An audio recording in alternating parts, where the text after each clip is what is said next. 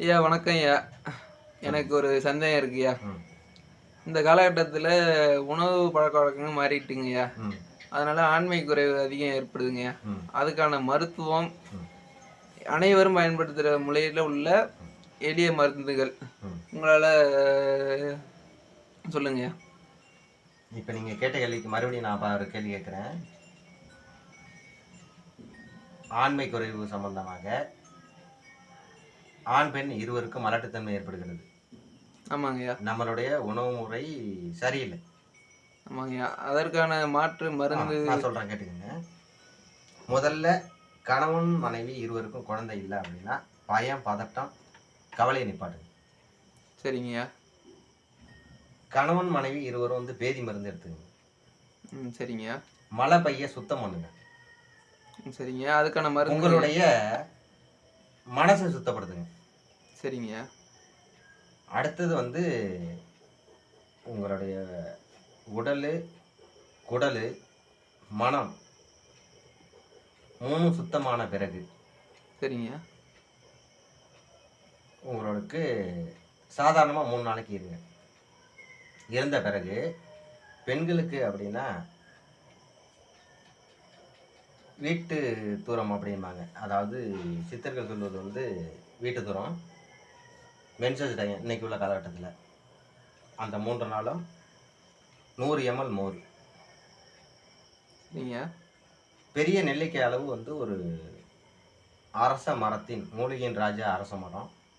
அந்த அரச மரத்தினுடைய இலைய அரைச்சு ஒரு பெரிய நெல்லிக்காய் அளவு கலந்து 3 நாள்ல இருந்து 5 நாள் குடிங்க. அந்த வீட்டுக்காருக்கு அமுக்குரா சூரணம் 100 கிராம், சரிங்க.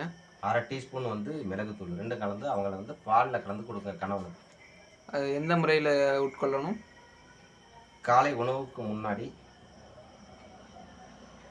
1 டம்ளர் பால் அல்லது சுடு தண்ணீல கலந்து சாப்பிடணும். சரிங்க. மது, மாமிசம், பாவக்காய், அகத்திக்கீரை சாப்பிடக்கூடாது. சரிங்க. இது 2 காலையும், இரவும் சாப்பிடுறதுக்கு முன்னாடிங்களாயா? ஆமா, ஆகாரத்துக்கு முன்னாடி. சரிங்கய்யா. இத 48 நாள் இருவரும் கடைபிடிச்சுட்டாங்க அப்படின்னா, அவங்களுக்கு வாதம், பித்தம், கபம் சமநிலையில் இருக்கும். சிறப்பாக, செம்மையாக அவங்களுக்கு குழந்தையின்மை ஏற்படும். இது சித்தர்களுடைய ஆசி, சித்தர்களுடைய நூல். சரிங்கய்யா. இது இந்த காலகட்டத்த பொறுத்தவரைக்கும் உணவ யாருமே மதிக்கிறது இல்லைங்கய்யா. ம். அதுக்கான ஒரு வழிமுறைகள் எதுவும்? அப்படி நீங்க கேட்டீங்க அப்படின்னா, யாருக்குமே இன்னும் சாப்பிட தெரியல. சரிங்க. 30% சாப்பிடணும் சரிங்க. உணவு, 30% தண்ணி, சரிங்க. 60% குடல் ரொம்பிடும். 40% எம்ப்டியா வைங்க. உங்களுடைய சிந்தனைய செம்மையா வைங்க. உங்களுடைய சிந்தனையும் செயல்பாடும் சிறப்பா இருக்கும். சரிங்க. மக்கள் ஒரு புரிதல் இல்லாம இருக்காங்கல்லையா? ஆண்மை குறைவுங்கிறது ஒரு பெரிய குறையாக நெனச்சுக்கிறாங்க. அவங்க மருத்துவமனையில போய் தேவையில்லாம பணம் செலவழிக்கிறாங்கய்யா. பல லட்ச ரூவா செலவு பண்ணியிருப்பாங்க. ஒருத்தங்களுக்கு ஒரு வருமானம் இருக்கும். பல பேர் பல லட்ச ரூவா சம்பாதிப்பாங்க. கணவன் ஒரு வருமானம், மனைவி ஒரு வருமானம் இருக்கும். இன்றைய காலகட்டத்தில எல்லாத்தையும் தாண்டி நம்ம குடும்பம், குடின்னு இருக்கோம் எல்லாருமே. உங்களுடைய ஒருவருக்கு பின்னாடியும் ஒரு குடும்பம் இருக்கு. அத மறந்துர்றீங்க.